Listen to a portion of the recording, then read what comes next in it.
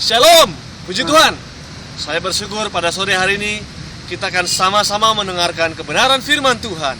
Kebenaran yang menguatkan kita sebagai orang-orang percaya di dalam Tuhan.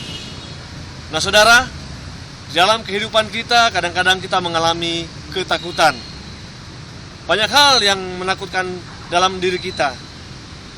Ketakutan terhadap masa depan, ketakutan terhadap pendidikan, studi, kuliah, bahkan yang lebih parah lagi, ketakutan dalam mencari jodoh. Apalagi yang fatal, ketakutan di dalam hal keuangan. Dan itu selalu terjadi di dalam kehidupan kita. Ketakutan kadang-kadang membuat manusia menjadi khawatir. Sebenarnya manusiawi kalau kita mengalami ketakutan. Tapi jangan sampai ketakutan itu membawa kita jauh daripada Tuhan. Jangan sampai ketakutan itu kita diperhambakan oleh ketakutan. Oleh sebab itu, mari saya mengajak kita bersama-sama untuk mempelajari kebenaran firman Tuhan. Dan ini juga terjadi pada waktu pelayanan Yesus bersama-sama dengan murid-muridnya. Murid-muridnya sangat ketakutan. Untuk itu mari saya mengajak kita buka bersama-sama di dalam Matius 14 ayat yang ke-25 dan 26. Demikianlah firman Tuhan. Kira-kira jam 3 malam datanglah Yesus kepada mereka berjalan di atas air. Ketika murid-muridnya melihat dia berjalan di atas air, mereka terkejut dan berseru, "Itu hantu! Itu hantu!" Lalu berteriak-teriak karena takut. Tetapi segera Yesus berkata kepada mereka, "Tenanglah, aku ini, jangan takut." Sekali lagi, Yesus berkata, "Tenanglah, aku ini, jangan takut." Nah, saudara-saudara yang saya kasih di dalam kasih Yesus Kristus, firman Tuhan yang telah disampaikan lewat pasal 14 ini, di ayat yang ke-25 dan 26, kalau kita melihat di sini, pembahasan mengenai bagaimana pada waktu Yesus bersama-sama dengan murid-muridnya setelah melakukan pelayanan di dalam memberi makan 5.000 orang, mereka sangat kecapean. Dan pada waktu itu Yesus mengajak murid-muridnya. Yesus berkata kepada murid-muridnya, "Murid-murid, segera naik perahu, pergi ke seberang." Dan kemudian para murid-murid Yesus taat mendengarkan apa yang disampaikan oleh Yesus. Kemudian mereka naik perahu dan mereka pergi ke seberang. Lalu kemudian Yesus berjalan bertemu dengan para pengikutnya dan berkata, "Pulanglah, karena hari sudah mulai gelap, karena hari sudah mulai malam." Dan saudara, para pengikut-pengikut Yesus, mereka berasal dari luar daerah. Mereka berasal dari Samaria, Yerusalem, bahkan sampai ke Yudea, jarak yang sangat jauh. Mereka datang untuk mendengarkan kebenaran firman Tuhan. Dan setelah mereka mendengarkan apa yang dikatakan Yesus untuk pulang, segera mereka pergi pulang. Lalu kemudian Yesus berjalan menaiki bukit. Setelah Yesus naik di bukit, Yesus duduk sendirian dan Yesus berdoa. Kira-kira pukul 3 pagi, tidak jauh dari tempat Yesus berada, dari tempat Yesus berdoa, tidak jauh berapa mil dari tempat Yesus berada, ada kejadian terjadi. Murid-muridnya menghadapi angin sakal dan gelombang. Di dalam perahu itu mereka mengalami angin yang luar biasa, gelombang sehingga mereka terombang-ambing. Mereka takut dan mereka berusaha untuk bisa menyeberang karena mereka taat. Lalu kemudian Yesus sudah mengetahuinya, dan Yesus dari atas bukit, Yesus melihat apa yang terjadi di sana. Kemudian Yesus turun, Yesus berjalan di atas air untuk menghampiri para murid-muridnya. Tidak jauh dari situ, Yesus sudah mendekat dengan perahu yang ditumpangi oleh para murid-muridnya. Lalu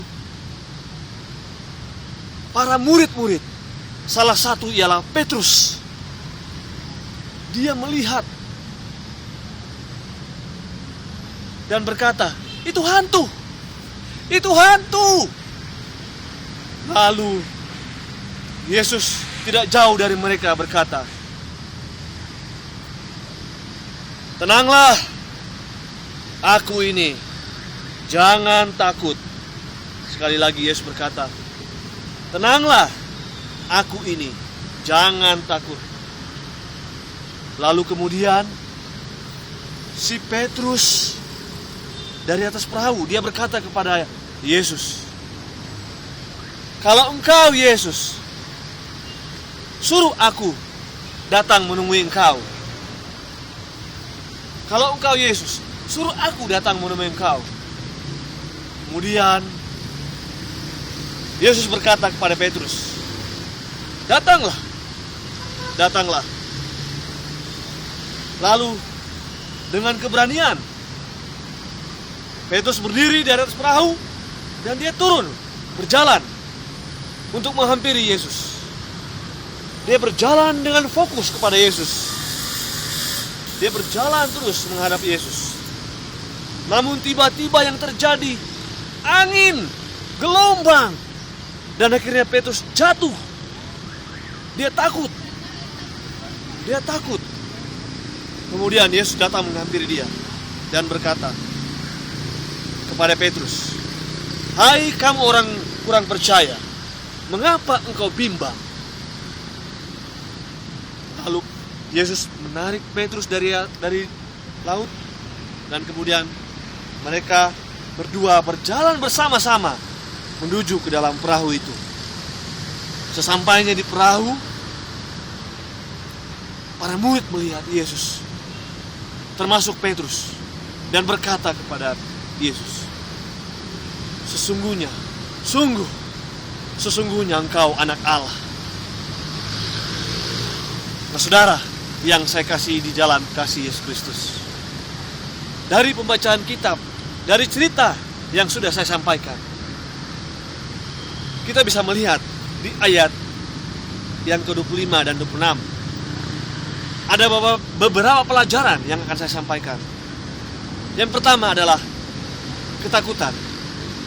Pada waktu murid-muridnya berkata kepada Yesus, dia, dalam Alkitab dikatakan di sini,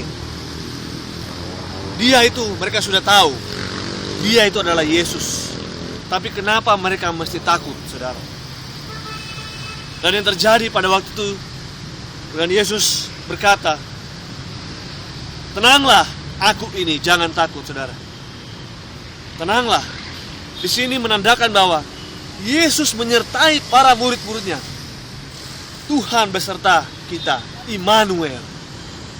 Sangat kuat melekat di dalam hati Yesus kepada murid-muridnya. Dan ini terjadi pada waktu Yesus berkata kepada murid-muridnya. Artinya bahwa ketika murid-muridnya takut, sebenarnya mereka tidak boleh takut. Karena pada waktu itu Yesus berada bersama-sama dengan mereka. Kenapa mereka mesti takut? Nah, ini menjadi suatu pelajaran. Ketika kita khawatir, ketika kita takut, Yesus berkata 2 kalimat, "Jangan takut." Karena Yesus ada bersama dengan kita. Nah, saudara, saya baru mendapat WA dan saya membaca bahwa ada beberapa ormas-ormas yang akan datang ke parlemen MPR DPR, dan mereka akan memboikot gubernur, dan mereka akan menurunkan gubernur. Dan yang terjadi adalah pada waktu itu mereka akan merusak orang-orang Chinese, toko-tokonya, membakar. Saudara, secara manusia kita pasti takut. Secara manusia kita membaca, secara emosional kita pasti takut. Apa yang akan terjadi? Tetapi firman Tuhan berkata bahwa jangan takut, saudara. Firman Tuhan sudah menegaskan itu. Kalau saudara percaya kepada Yesus, saudara tidak perlu takut bahwa Tuhan ada beserta dengan saudara. Pegang janji Tuhan. Tuhan tidak pernah meninggalkan saudara. Nah, yang kedua, tentang iman. Ketika Petrus di dalam perahu dan dia berkata kepada Yesus, "Kalau engkau Yesus, suruh aku menghampirimu." Lalu kemudian Petrus berjalan dengan iman menurun dan berjalan melewat air. Tetapi yang terjadi ketika Petrus berjalan, awalnya Petrus fokus. Awalnya Petrus fokus terhadap apa yang dikatakan Yesus. Dan yang terjadi, Petrus jatuh. Karena Petrus melihat sekelilingnya ada angin, ada gelombang, dan akhirnya Petrus jatuh. Nah saudara, di mana iman Petrus? Karena Petrus tidak fokus kepada Tuhan. Karena Petrus tidak fokus pada Yesus. Dan akhirnya Yesus berkata, "Hai orang yang kurang percaya, mengapa engkau bimbang?" Lalu Yesus menarik Petrus. Nah, di mana iman Petrus? Di sini Yesus mengajarkan agar kita mengimani bahwa Yesus adalah satu-satunya jalan keselamatan. Bahwa Yesus adalah satu-satunya orang yang kita percayai. Saudara, kadang-kadang dalam kehidupan ini iman kita goyah. Iman berbicara tentang keyakinan, keteguhan yang kokoh. Kadang-kadang kita menukar iman kita dengan agama lain.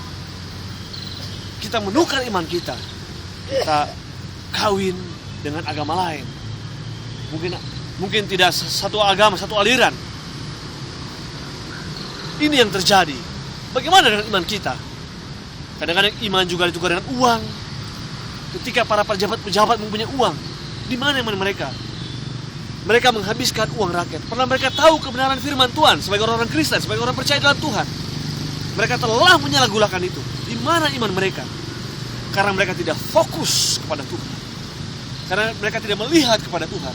Seharusnya mereka melihat kepada Tuhan ketika Petrus melihat kepada Yesus. Tetapi ketika Petrus berjalan, angin diumpamakan sebagai ada uang, iman ditukar, dan mereka goyah, dan mereka tidak mempertahankan iman mereka, saudara. Ini menjadi satu pelajaran dalam kehidupan kita untuk mempertahankan iman kita di dalam Tuhan. Jangan pernah goyah sekalipun, karena kita mempercayai Allah kita. Allah kita dahsyat, saudara. Untuk itu tetap teguh, keyakinan kokoh untuk mempercayai iman kita, untuk memegang teguh iman kita. Dan yang ketiga adalah bimbang. Pada waktu Petrus jatuh, Yesus berkata kepada Petrus, "Hai kamu yang percaya, di mana imanmu?" Dan pada waktu itu Petrus mengakui kesalahannya, dan akhirnya Yesus mengangkat dia.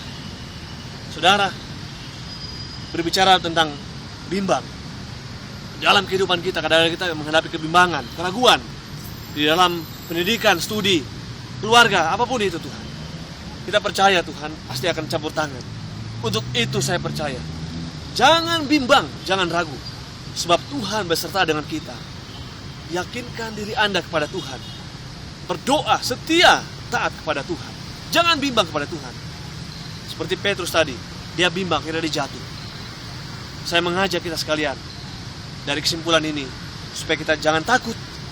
Kita mengimani apa yang dikatakan firman Tuhan. Dan kita jangan bimbang terhadap apapun. Karena ini adalah satu perintah Tuhan, satu ajaran Tuhan yang kita harus lakukan. Ketika Anda melakukan ini, Anda pasti akan mendapat sesuai dengan kehendak Tuhan, melakukan yang terbaik. Puji Tuhan, ini yang saya sampaikan, dan terima kasih. Tuhan Yesus memberkati.